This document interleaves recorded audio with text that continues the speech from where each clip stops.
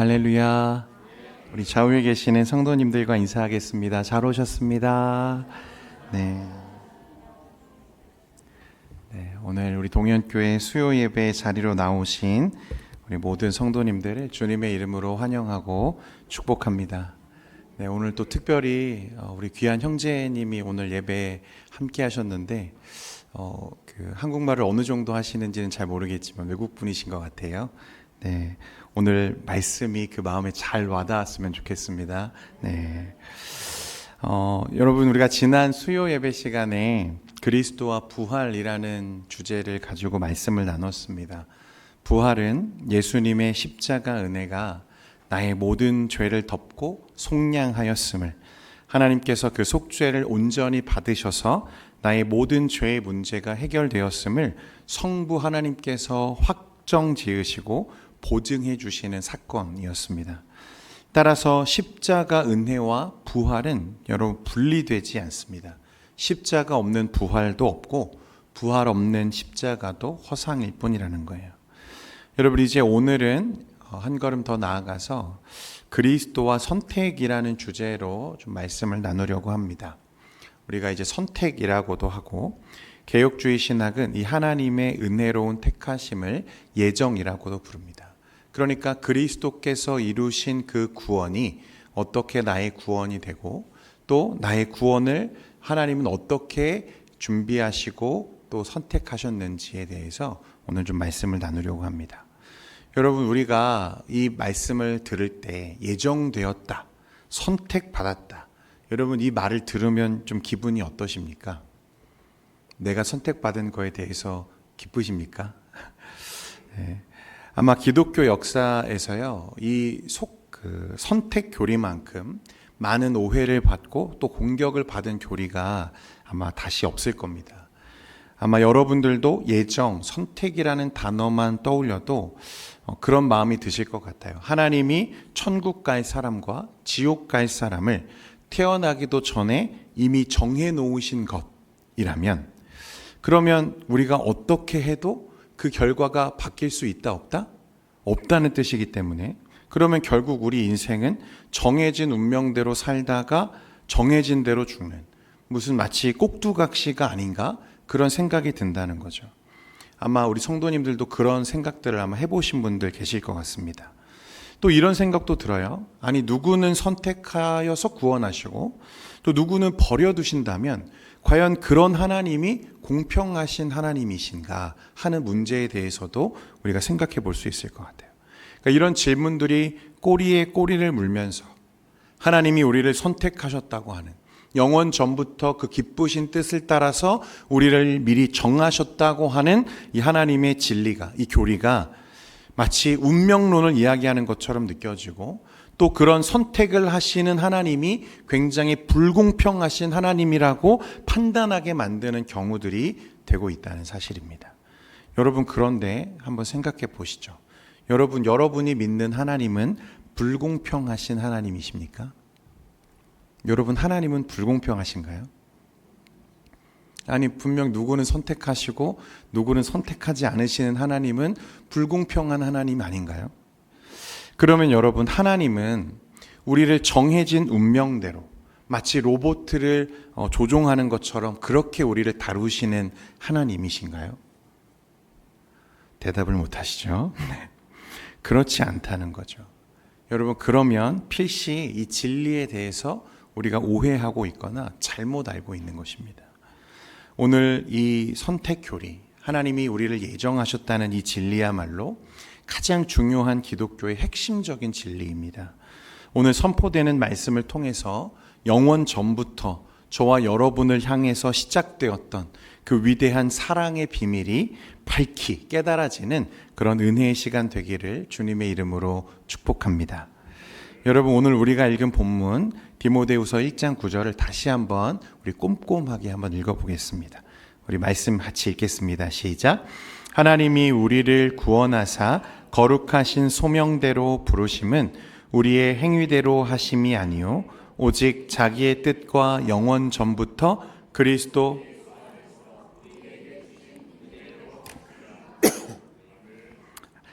사도 바울은요, 하나님이 우리를 부르시고 구원하신 그 근거를 무엇이라고 밝히고 있냐면 우리의 행위대로 하심이 아니다라고 말씀하고 있습니다.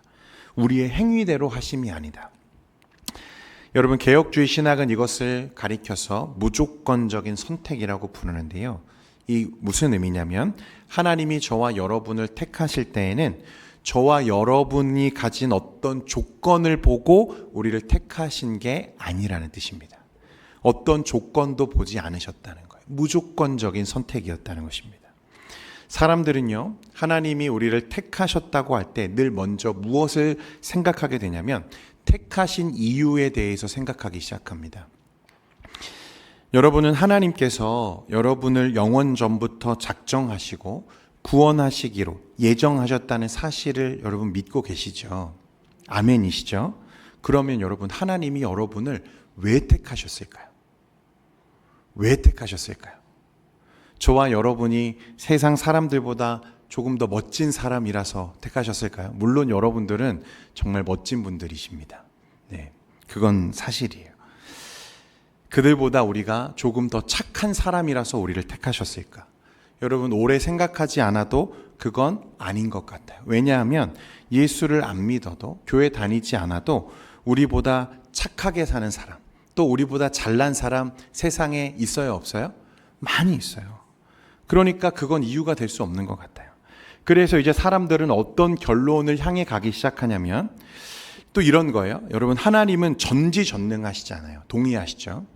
그리고 하나님은 성경에 보면 모든 것을 초월해서 계시는 하나님이시죠. 시간도 공간도 하나님은 초월해 계시기 때문에 그것이 제약이 되지 않습니다.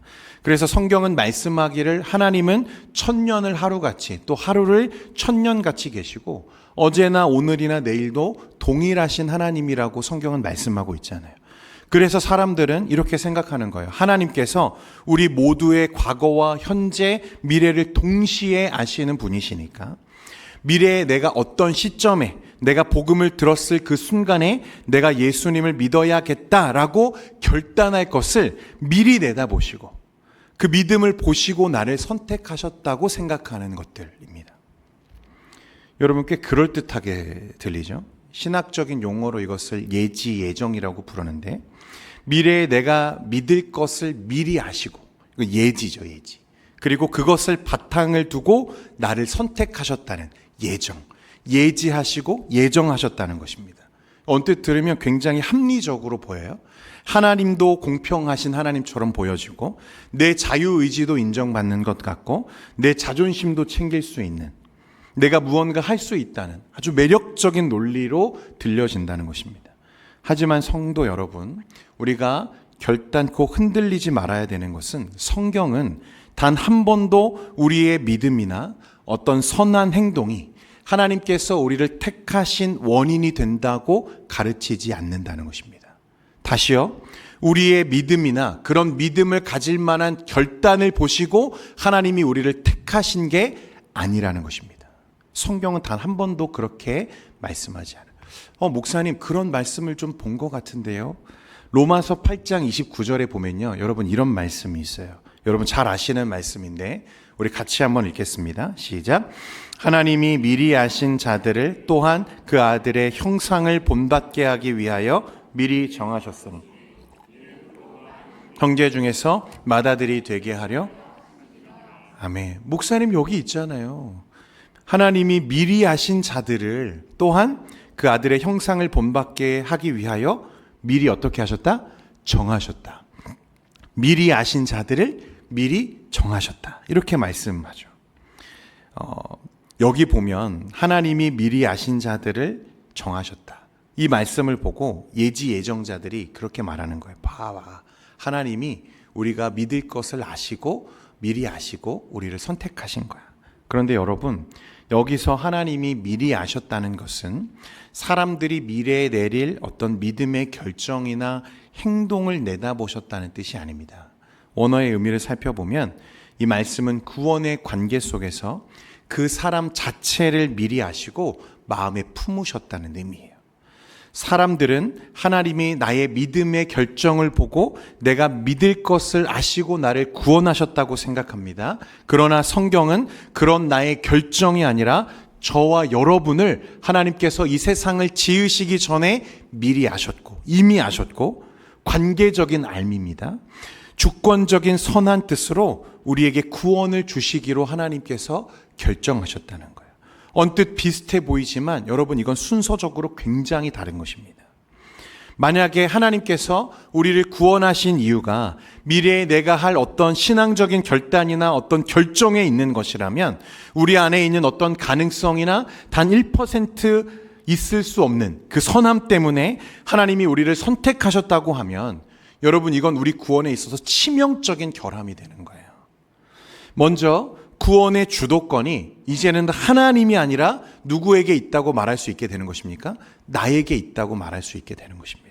나의 결정에 의해서 좌우될 수 있는, 나의 선택에 의해서 좌우될 수 있는 그 말은 내 안에 구원받을 만한 가능성이, 선함이 남아있다고 보는 거예요. 우리는 그 하나님의 영광스러운 선택이 고작 피조물인 나의 결정에 의해서 좌우될 수 있다고 말하는 꼴이 되는 것입니다.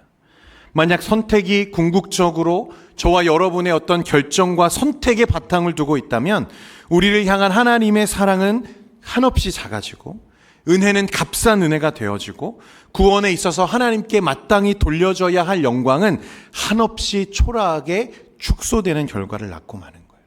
내 공로가 1%라도 있으니까 내가 자랑할 지분을 갖게 되는 것입니다. 두 번째로 여러분 이게 더 치명적인데 구원이 여러분 절대적인 안전한 가운데 있다는 사실을 우리가 믿지 못하게 됩니다. 내 구원의 근거가 나의 태도나 결단에 있다고 여러분 생각해 보십시오. 내 신앙 상태가 좋고 예배를 잘 드릴 때는 구원받은 것 같아서 기쁨이 넘치죠. 그런데 반대로 내가 죄에 넘어졌을 때나 내 바닥이 적나라하게 드러나는 그런 영적인 침체기에는 어떻게 될까요? 내가 이렇게 살면 나의 구원이 취소되는 거 아닐까? 내가 그 결단을 끝까지 지키지 못했으니까 하나님이 나를 버리시지는 않을까? 매일매일 불안함 속에서 살아야 된다는 거예요. 조금 잘하면 교만해지고 조금 못하면 지옥 가게 될까 봐 벌벌 떨면서 살 수밖에 없는 거죠. 나의 선택과 나의 결정에 구원의 이유가 있다고 말하는 순간 여러분 우리는 날마다 우리의 행위와 우리의 삶을 살피면서 혹시나 나에게 있는 이 구원이 취소되지 않을까 두려워하는 삶을 살 수밖에 없다는 것입니다. 여러분 이건 복음이 아니죠. 피말리는 종교적 노예 생활일 뿐입니다. 여러분 우리 자신을 좀 객관적으로 한번 들여다보십시오. 우리 안에는 하나님을 기쁘시게 할 만한 선함이 있습니까? 여러분 있나요? 단 한 조각도 없어요. 우리가 이미 앞선 설교들을 통해서 충분히 이 같은 사실을 확인하지 않았습니까? 바울의 고백처럼 내 속, 곧 내 육신에 선한 것이 거하지 아니한다고 했습니다. 그만큼 철저하게 영적으로 파산한 상태라는 거예요. 사도 바울도 로마서 7장 24절에 스스로 뭐라고 말합니까? 오호라 나는 어떤 사람이다? 곤고한 사람이다. 가망성이 없는 사람이다. 이 사망의 몸에서 누가 나를 건져내랴. 여러분 우리는 선천적으로 태어날 때부터 하나님을 거스르는 죄의 본성을 가지고 태어났습니다. 이미 깨진 그릇 같은 우리 죄인인 우리가 어떻게 스스로 구원받을 만한 믿음의 결단을 완벽하게 그리고 그 구원의 조건이 충족할 때까지 우리가 유지할 수 있냐는 거예요. 불가능한 일이라는 것입니다. 그러면 반대로 디모데후서 1장 9절에 우리의 행위대로 하심이 아니요 라고 하는 이 말씀은 도대체 어떤 의미가 되는가? 여러분 절대로 스스로를 구원할 수 없는 절망 가운데 있는 우리를 심지어 그 행위가 하나님 앞에서 조금도 선한 게 없는 저와 여러분을 그럼에도 불구하고 100% 완전히 하나님이 사랑하셨다는 사실을 의미하는 것입니다. 여러분 하나님은 우리에게서 구원받을 만한 그 어떤 자경이나 조건도 찾지 않으셨다는 거예요. 내 안에 있는 어떤 잘난 것, 선한 것, 미래에 내가 할 훌륭한 어떤 신앙적 결단 따위를 재어보시고 나를 택하신 게 아니라는 것입니다. 철저하게 100% 오직 자기의 기쁘신 뜻과 은혜대로 에베소서의 말씀처럼 그저 우리를 사랑하시기로 결정하셨기 때문에 우리를 품으셨다는 거 말씀하고 있다는 거예요. 여러분 여전히 이유를 모르죠. 하나님께서 우리를 왜 택하셨는지 끝까지 이유는 알 수 없어요. 왜 선택하셨는지, 이 많고 많은 사람 중에 하나님이 하필이면 나 같은 죄인을 부르셨는지 우리는 알 길이 없어요. 다만 그 하나님의 선택이 완전히 선하시고 완전히 거룩하시고 실수가 없으신 우리 하나님의 선택이었다는 것만 우리가 믿을 수 있다는 것입니다. 여러분 이 사실을 깨닫게 되면요, 큰 충격을 받을 수밖에 없어요. 내 안에서 내 행위로 시작된 구원이 아니기 때문에, 반대로 내 어떠함 때문에, 나의 연약함이나 실수나 나의 죄악이나 그런 넘어짐 때문에 이 구원이 결코 취소되는 일이 있다 없다? 없다는 것을 확증하는 것입니다. 내가 나를 구원한 게 아니고 누가 나를 구원하시는 거예요? 하나님이 나를 구원하시는 거예요. 내가 나를 구원하는 게 아니기 때문에 나의 실수와 연약함 때문에 그 구원이 취소되는 일이 있을 수 없다는 것입니다. 누가 하시는 일이기 때문에요? 하나님께서 하시는 일이기 때문에. 영원 전부터 우리를 아셔서, 우리를 지으시기 전에, 이 땅이 있기도 전에 우리를 아셔서 우리에게 구원을 주시기로 선택하신 그 하나님의 기쁘신 뜻을 따라 하나님이 저와 여러분에게 믿음 주시고 구원 주시는 줄 믿으시기를 바랍니다. 성도 여러분, 그 하나님의 선택, 예정하심은 이 세상의 그 어떤 실패와 폭풍 가운데에도 저와 여러분의 영혼을 가장 안전하게 보장하는, 측량을 할 수 없는 하나님의 은혜의 선포인 거예요. 왜 하나님이 나를 구원하셨지? 나에게 어떤 그런 선함이 있나? 그런 여지를 우리에게 발견하라고 주신 게 아니라, 그런 신학적인 논쟁거리로 던져주신 게 아니라 내가 얼마나 큰 은혜를 받았는지 깨달으라는 것입니다. 내가 얼마나 신실하신 하나님의 사랑을 오늘도 누리며 살고 있는지를 깨달으라고 주신 교리가 선택 교리인 거예요. 여러분, 오늘 이 은혜를 여러분 누릴 수 있기를 소망합니다. 그러면 이 놀라운 은혜가 도대체 언제 또 어떻게 주어졌는지 오늘 말씀이 우리에게 말하는데, 디모데후서 1장 9절 하반절에 보면요, 이렇게 말씀합니다. 오직 자기의 뜻과 영원 전부터 그리스도 예수 안에서 우리에게 주신 은혜대로 하심이라. 여러분, 이 무조건적인 은혜가 말씀해 보니까 언제 주어졌다고 하죠? 영원 전부터. 여러분, 우리는 때로 하나님의 그 구원 역사를 인간적인 관점에서 생각하다가 오해하는 경우가 참 많습니다. 첫사람 아담과 하와가 뱀의 유혹으로 타락에 빠졌을 때 사람들은 하나님께서 예상하지 못한 어떤 돌발적인 상황에 당황하셔서 큰일이구나, 내 창조의 계획이 틀어졌구나, 내가 서둘러서 이것을 보수해야겠다, 그런 의미로 독생자 예수를 보내셔서 이 사태를 수습하기 위해 마련하신, 마치 어떤 차선책과 같은 개념으로 생각하는 사람들이 참 많습니다. 어쩔 수 없어서 하나님이 예상하지 못한 돌발적인 상황에 어쩔 수 없이 예수님을 구원하기 위해 이 땅에 보내신 것처럼 생각하는 사람이 참 많다는 거예요. 여러분, 근데 그건 사실이 아니죠. 오늘 말씀해 보니까 시간이 존재하기 전부터, 이 우주가 형성되기 전부터 성부 하나님은 이미 저와 여러분을 당신의 자녀로 마음에 품고 계셨다고 말씀하세요. 영원 전부터요. 오직 하나님의 뜻대로 저와 여러분을 구원하시기로 기뻐하신 이 영광스러운 계획이 있으셨다는 거예요. 저와 여러분을 향한 하나님의 영원 전부터의 계획이 이미 세워져 있었다는 것을 말하는 것입니다. 여러분, 그러니까 내가 길을 잃고 헤매다가 우연히 하나님을 찾아간 게 아니에요. 영원 전부터 하나님이 우리를 지목하시고 창세 전부터 우리를 기억해 두셨다가 나를 찾아내신 기적 중의 기적을 오늘 말씀하고 있는 것입니다. 놀라지를 않으시네요. 네.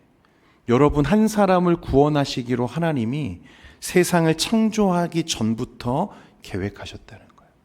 이 세상에 오직 나 혼자만 있었다 하더라도 나를 구원하시기 위해서 하나님은 누구를 보내셨을까요? 예수님을 보내셨다는 뜻입니다. 기적이죠.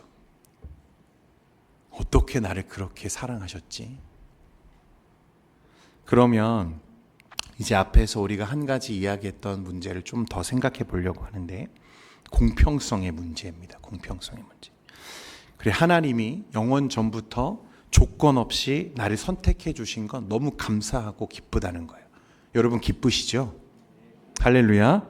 너무 감사하고 은혜로워요. 이건 생각하면 할수록 감사하죠. 그런데 선택받지 못한 사람들은 도대체 뭡니까?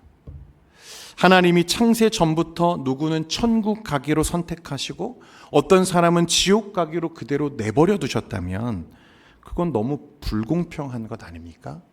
그런 생각이 든다는 거예요. 여러분들도 그렇게 생각하시죠? 한 5분 정도는 지금 고개를 끄덕이셨어요. 그러면 여러분, 구원과 관련해서 공평하다라는 것은 정말 어떤 의미일까? 좀 깊이 생각해 볼 필요가 있습니다. 엄밀하게 말해서 하나님 편에서, 우리의 입장에서는 그것을 불공평하다 말하지만 하나님 편에서 완벽하게 공평하고 정의로운 처사가 있다면 어떤 것인가? 여러분, 천사들이 우리 인류 이전에 먼저 반역하고 하나님 앞에 타락했을 때 하나님은 그 타락한 천사들을 위해서 구원자를 보내셨습니까? 천사들을 위해서 구원자를 보내신 일이 있나요? 없었어요. 그들을 용서치 않으시고 심판 때까지 지옥의 어두운 구덩이에 그대로 던져두셨습니다. 마찬가지로 하나님께 죄를 짓고 반역한 우리 인간들에게도, 인류에게도 구원의 기회를 전혀 주지 않으시고 단 한 명도 예외 없이 심판하시는 것, 그것이야말로 완벽하게 공평한 일이죠. 왜냐하면 죄의 삭은 무엇이니까요? 사망이니까요. 여러분, 우리는 자꾸 왜 저 사람은 구원해 주지 않으십니까? 라고 따져 묻는데요.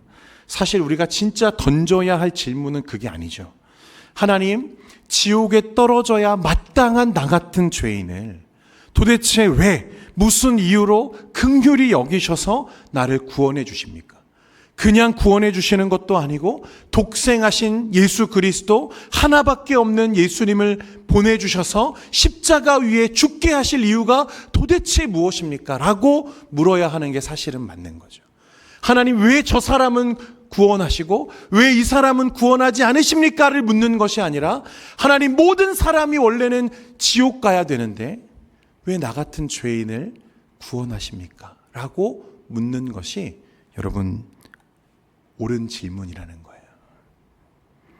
만일 하나님께서 온 인류 중에서 단 한 명만 구원하시기로 결정하셨다고 해도 그것은 불공평한 것이 아니라 그 자체로 측량할 수 없는 은혜와 자비였다는 것을 말씀하는 것입니다.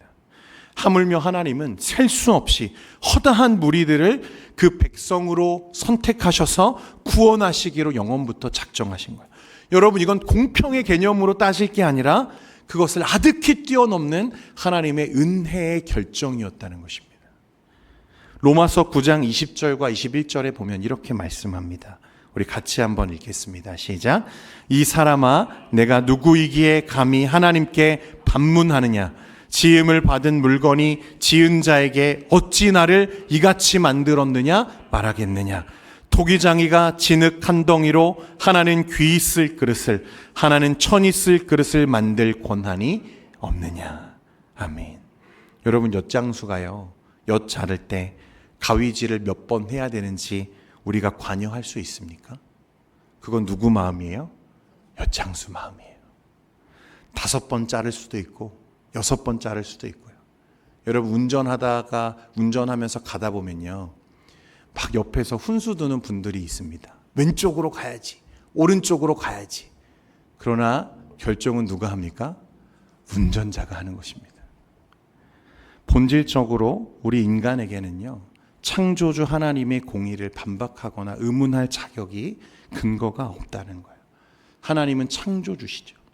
우리는 그분이 빚으신 피조물이에요. 우리가 그분의 주권을 불공평하다고 비판할 수 있는 자격과 근거가 없다는 것입니다. 여기까지 듣고 또 이렇게 생각하시는 분들이 있어요. 목사님, 그래도 구원받지 못하고 지옥 가는 사람들 너무 억울하지 않습니까? 자기는 천국 가고 싶어서 그렇게 발버둥 치는데 하나님이 선택을 안 해주셔서 못 간 거잖아요. 그러면 지옥 가는 건 전적으로 선택을 안 해주신 하나님의 그런 책임 아닙니까? 하나님께도 책임이 있는 것 아닙니까? 그런 생각을 하는 거죠. 여러분, 이것도 굉장히 큰 오해입니다. 여러분, 사람들은요, 마치 하나님께서 들여보내달라고 애원하는 사람들을 매몰차게 거절하시는 그런 냉정한 분으로 생각하는 거예요. 여러분, 저는 이것도 죄된 본성에서 기인한 것이라고 생각합니다. 성경 어디에도 그런 그림이 없어요. 실제로는 정반대죠. 그들의 불신앙에 대한 책임은 항상 누구에게 있습니까? 그들에게 있는 거예요. 나에게 있는 것입니다. 왜 그렇습니까? 제가 앞에서 우리 인간은 본질적으로, 선천적으로 죄의 본성을 가지고 태어난다고 했죠. 죄의 본성은 하나님을 거스르는 본성을 말하는 것입니다. 여러분, 타락한 인간은 본성적으로 하나님의 뜻, 하나님의 말씀, 하나님을 싫어합니다. 천국 문을 활짝 열어놓고 누구든지 와서 생명수를 마시라고 초청해도 그들 스스로 빛보다 무엇을 더 사랑하기 때문에, 어두움과 죄를 더 사랑하기 때문에 은혜의 초청을 거부한다는 거예요. 여러분, 노아의 방주의 시대를 한번 떠올려 보십시오. 노아가 산 정상에 방주를 지어 만드는 동안 100년이 넘는 시간 동안 그 방주의 문은 매일 열려 있었습니다. 노아의 그런 헌신과 그런 순종을 통해서 하나님은 매일같이 그 시대를 향해 선포하셨어요. 심판이 있다. 홍수의 심판이 있을 거다. 방주를 짓는 노아의 삶을 통해 하나님은 날마다 사람들이 보게 하셨어요. 그런데 어떻게 했습니까? 누가 거절했어요? 사람들이 거절한 거예요. 요한복음 5장 40절에 예수님은 자신을 거부하는 사람들에 대해서 이렇게 말씀하셨어요. 그러나 너희가 영생을 얻기 위하여 내게 오기를 원하지 아니하는도다. 하나님이 막으신 게 아니라 그들이 오지 않은 거예요. 그들은 자발적으로 자기 뜻에 따라 누구를 거부했어요? 예수 그리스도의 은혜를 거부한 것입니다. 하나님이 못 믿게 하신 게 아니라 죄를 더 사랑함으로 십자가의 은혜를 거부했다는 거예요. 그래서 가장 큰 죄는 사실 다른 게 아니라 예수님을 믿지 않은 죄가 가장 큰 죄입니다.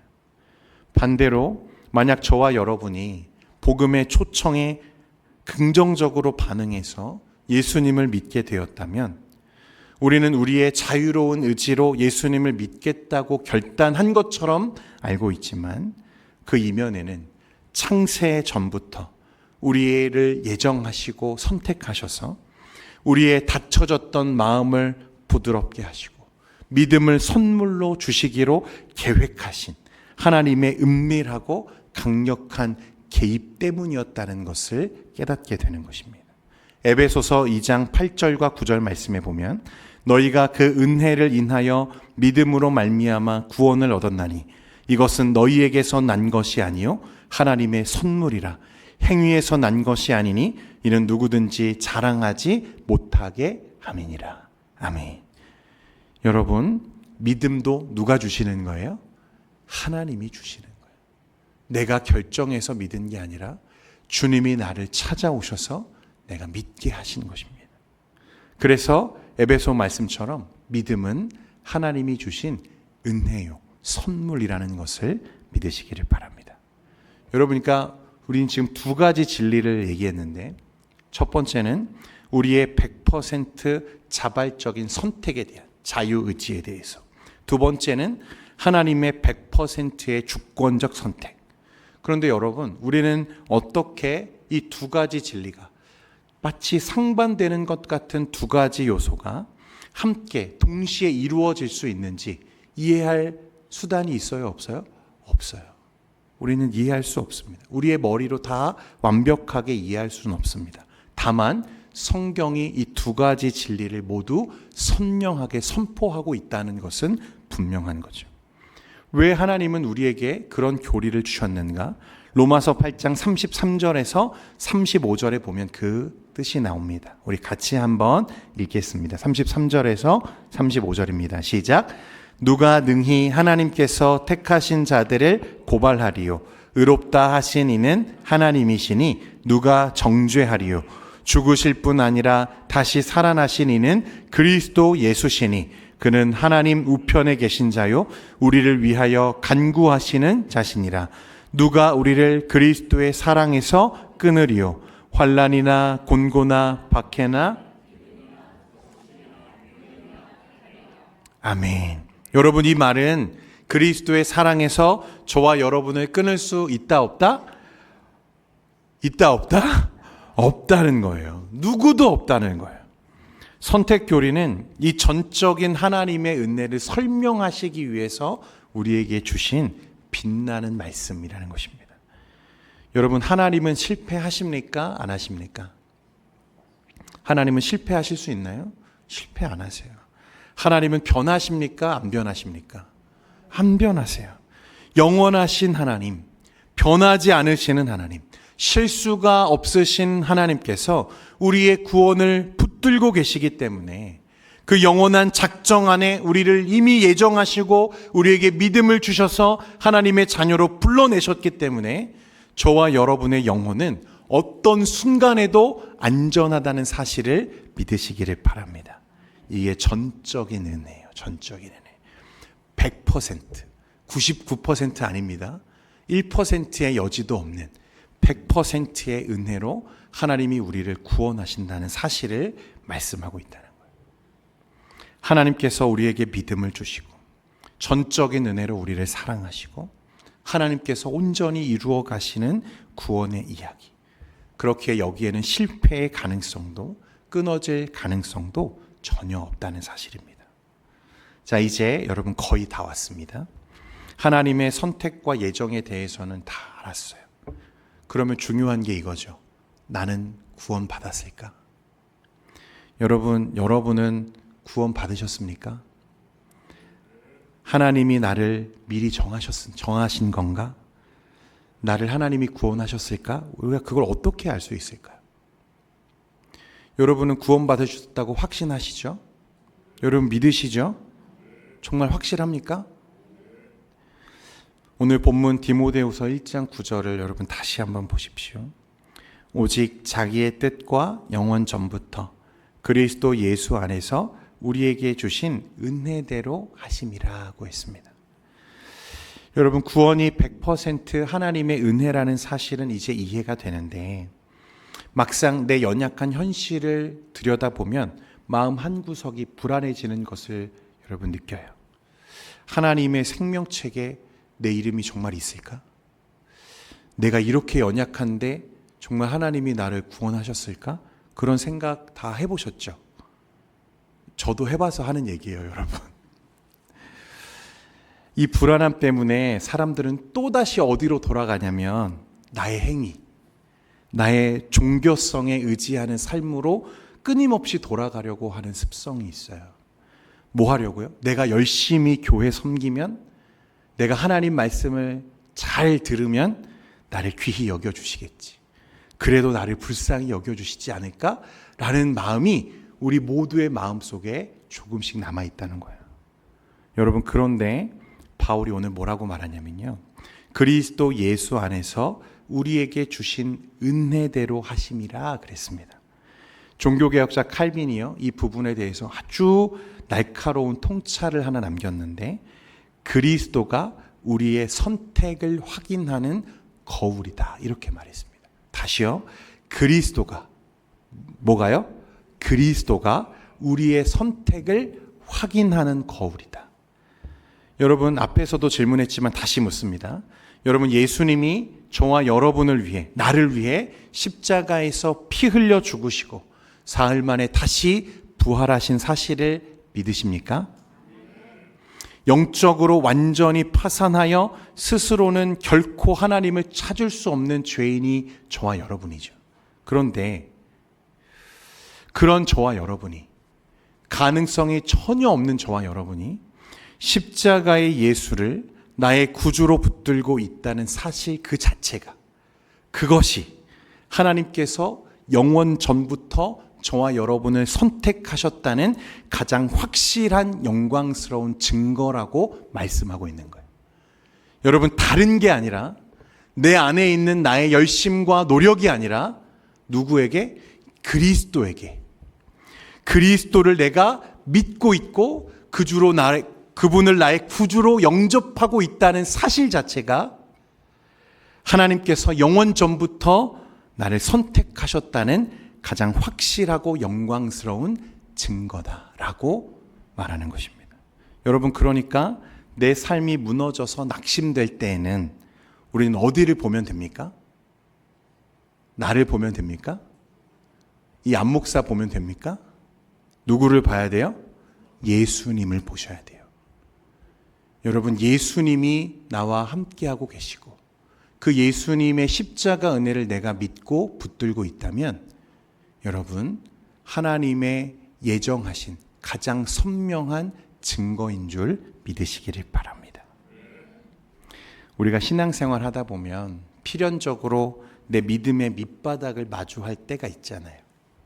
내 모습이 너무 연약하고 초라해 보이고 반복적으로 무너지는 그 죄성 앞에서 절망할 때가 있습니다.